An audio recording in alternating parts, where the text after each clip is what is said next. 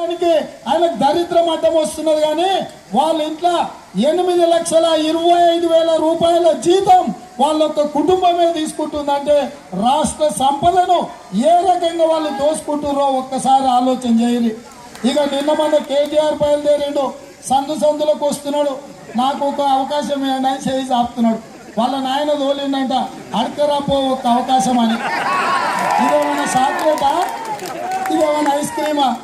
ఇంటి ముందర ice cream బండి పోతే అమ్మని అడతాడు, అమ్మ నాకు ఐస్ క్రీమ్ ఇప్పి అని చిన్నపిల్లగాడు.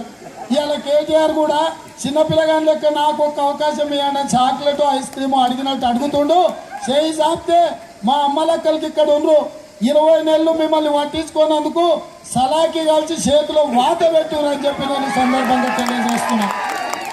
కాబట్టి హైదరాబాద్ను అభివృద్ధి చేయాలంటే, పేదోళ్ళకు అండగా ఉండాలంటే, పేదల బతుకులు బాగుపడాలంటే, కేంద్రం నుంచి డబుల్ బెడ్రూమ్ ఇండ్లు తేవాలంటే, మెట్రో రైలు పూర్తి చేయాలంటే, మనకు తాగడానికి నీళ్లు రావాలంటే నరేంద్ర మోడీ గారు, నారా చంద్రబాబు నాయుడు గారు ఈ హైదరాబాద్ను అభివృద్ధి చేయాలంటే టీడీపీ బీజేపీ అభ్యర్థులను గెలిపించండి. మన హైదరాబాద్ను మనమే అభివృద్ధి చేసుకుందాం. మనకు నిద్రపోయే ముఖ్యమంత్రి వద్దు, పనిచేసే మేయర్ కావాలి, పనిచేసే ప్రభుత్వం కావాలి, కేంద్రం నుంచి నిధులు తెచ్చే నాయకులు కావాలి. మన పెద్దలు కేంద్ర మంత్రి సికింద్రాబాద్ నుంచి ఈ ప్రాంతం నుంచే ఎంపీ అయి కేంద్ర మంత్రి అయిండు. వారికి తోడుగా మనం కార్పొరేటర్లను గెలిపిస్తే మన ప్రాంతం అభివృద్ధి చెందుతుంది. గెలిపించాల్సిందిగా మీ అందరికి విజ్ఞప్తి చేస్తూ మీ దగ్గర సెలవు తీసుకుంటున్నా.